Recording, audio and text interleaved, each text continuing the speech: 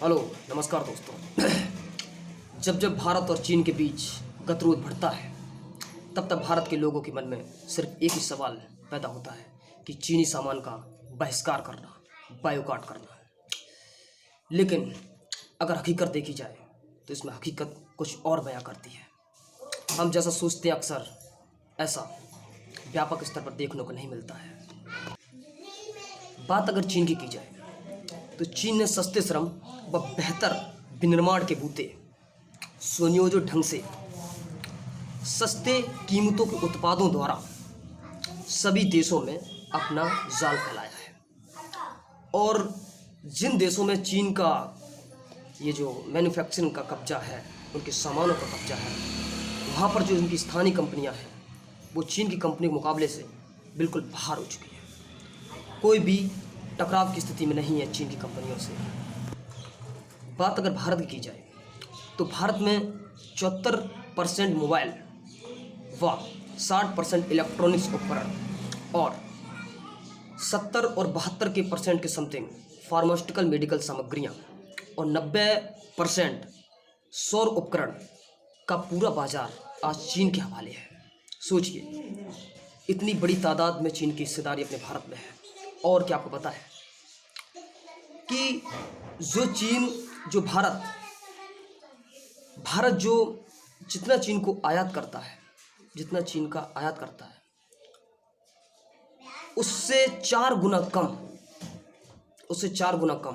उसका निर्यात करता है। कहने का मतलब है निर्यात के 4 गुना से ज़्यादा भारत आयात करता है। सोचिए, इतनी बड़ी तादाद में जब भारत कोई भी किसी भी देश के सामानों को आयात करेगा तो सोचिए भारत का व्यापार घाटा कितने हाई लेवल पर होगा। और 53.3% के समथिंग 53.3 बिलियन डॉलर के समथिंग व्यापार घटा है और 70 बिलियन डॉलर के समथिंग चीन ने अपने भारत में निर्यात किया है प्रोडक्ट्स का। और जो भारत का निर्यात है वह ऐसे ही कुछ 16.36 के समथिंग % बिलियन डॉलर के समथिंग भारत ने चीन को आयात किया है। तो 53.3 के समथिंग बिलियन डॉलर के समथिंग भारत को व्यापार घटा है चीन के साथ। कई लोग बात करते रहते हैं कि टिकटॉक डिलीट करो, यूसी ब्राउज़र डिलीट करो, पता नहीं क्या क्या, चीन के जो भी एप्लीकेशंस हैं, उनके जो सामान है उनका बहिष्कार करो। अच्छी बात है, आपके अंदर लोकल फॉर वोकल की भावना आपके पास जागृत हो रही है। जो आज जो ये गतिरोध बढ़ा है, जो सैन्य टकराव हुआ है इसके कारण।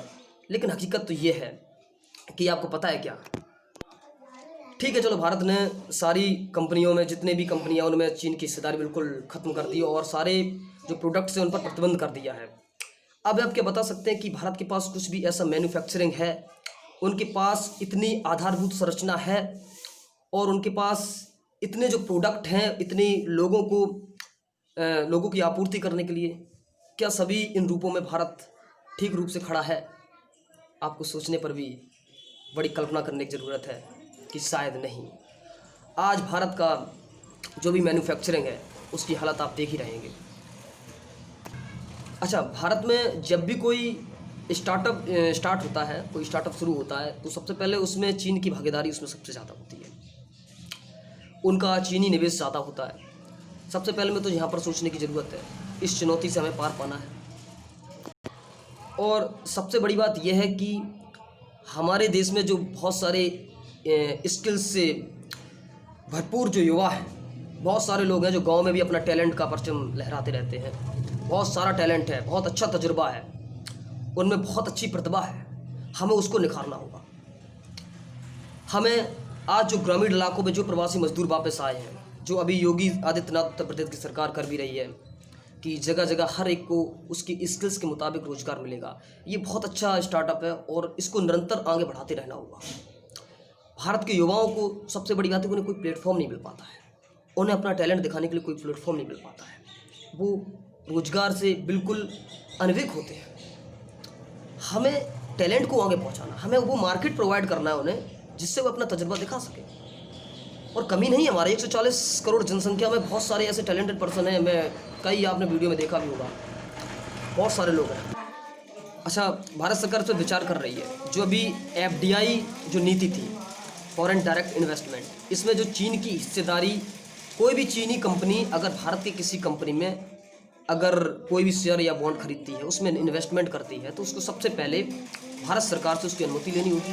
भारत सरकार गाइडलाइंस को पूरी तरीके से फॉलो करना होगा, उस तरीके से वो इन्वेस्टमेंट कर सकती है, अन्यथा नहीं कर सकती है। और सबसे बड़ी बात है कि अभी जो कोरोना वायरस कोविड-19 की जो परिस्थितियाँ बनी हुई हैं पूरे देश में, चीन में, उसमें देखा जा रहा है कि बहुत सारी बड़ी बड़ी कंपनियां हैं, वह चीन से अपना पूरा व्यापार उठाकर किसी और देश में लाने की कोशिश में है। तो उनमें सबसे अच्छा देश जो दिखाई दे रहा है, जिसमें बहुत अच्छी डिमांड है, जिसमें काफ़ी मात्रा में लोगों के पास पैसा है और जो इसके पास डिमांड है, सीधी सीधी है, वो भारत में आने की इच्छुक है। उसके लिए टैक्स दरों में जो भारत सरकार ने छूट के प्रावधान किया है, वो काफ़ी काबिल तारीफ है। इससे बहुत सारी चीज़ें हो सकती हैं। और अभी श्रम कानून में भी सुधार किया है। कई ऐसी चीज़ें में उत्तर प्रदेश सरकार और बहुत सारे राज्य हैं, बिहार वगैरह, और जो केरल और दक्षिण भारत के राज्य हैं, उन्होंने कई लोगों ने श्रम कानून संशोधन किया, जिसमें कंपनियों को काफ़ी मात्रा में उन्हें भारत में अच्छा श्रम से कोई संबंधित उन्हें कोई दिक्कत परेशानी नहीं हो। बहुत सारी चीज़ें आधारभूत क्रमानुसार परिवर्तन होगा, धीरे धीरे होगा। इसके लिए लंबा एक समय लग सकता है, ज़्यादा कुछ फालतू। देखो, एक लोगों के पास सबसे बड़ी बात क्या है कि नॉलेज तो है नहीं है अपनी। अरे देखो, सब नॉलेज गेन करो यार, नॉलेज गेन करो। अभी इस एक तरीके से तुम अगर कह दोगे टिकटॉक डिलीट करो, ये करो, वो करो, सबसे बड़ी बात होता है किसी भी सामान का उपयोग आप किस तरीके से करते हैं। आप उसका पॉजिटिव आप उसका यूज कर रहे हैं या उसको नेगेटिव यूज कर रहे हैं, ये सारी चीज़ें ध्यान में रखनी होती है। ये मेन चीज़ ये नहीं होता है कि उसको बहिष्कार को ये करो वो करो फलाने के। वैसे देखते देश की भावना बहुत अच्छी अंदर आती है, मैं जाऊँगा बॉर्डर पर लड़ने, ये जाऊँगा वो जाऊँगा, लेकिन हकीकत ये है, पढ़ते नहीं है, लिखते नहीं है, तुम आर्मी में जा नहीं पाते। सबसे बड़ी बात तो ये, तुम कहाँ पे ये इतनी देशभक्ति भावना अपने अंदर, पहले सबसे पहले अपने अंदर परिवर्तन करो यार, अपने आप परिवर्तन लाओ। मेन चीज़ है, इस चीज़ की कहने से तुम क्या साबित करना चाहते हो। चलो धन्यवाद दोस्तों, बस मैं यही कहना चाहूँगा।